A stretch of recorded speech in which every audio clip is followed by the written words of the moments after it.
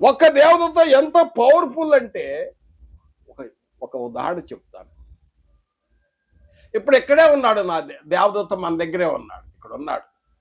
ఆయన వచ్చి నన్ను అడిగా, ఒక పాదము ఇక్కడ పెట్టాను, ఇంకో పాదం నేను సముద్రంలో పెట్టాలని అనుకో.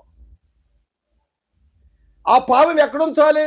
తెలుగు రాష్ట్రాల్లో, తెలంగాణలో ఒక పాదం ఉంచాడు అనుకోండి, ఇంకో పాదము ఎక్కడ బే ఆఫ్ బెంగాల్, ఆంధ్రాలో ఉంచాలి తెలుగు రాష్ట్రం. అంటే అంత పవర్ఫుల్ గలవాడు. బైబిల్లో ఉందా సత్యం అంటే? తెలంగాణ, ఆంధ్ర లేదు కానీ చదువుతాను, దయచేసి చూడండి, చదివి వినిపిస్తాను. మరి ఇంతకుముందు చదివేనా లేరు.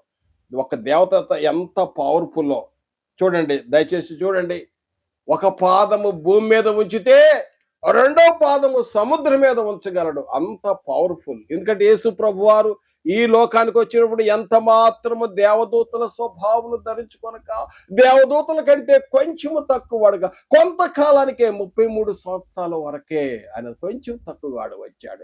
అయితే దేవదూతలు ఎంత పవర్ఫుల్ అంటే నేను చదువుతున్నాను, కొద్దిగా వివరిస్తున్నా దేవదూతల గురించి.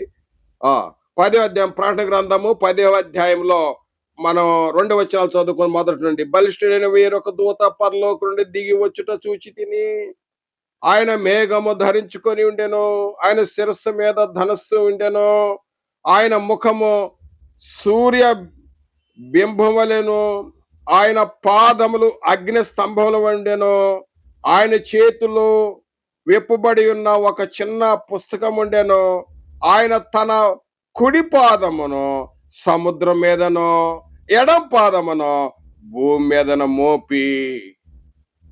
కుడి పాదం ఎక్కడుంచాడు? సముద్రం మీద ఉంచాడు. ఎడం పాదం ఎక్కడుంచాడు? భూమి మీద ఉంచాడు.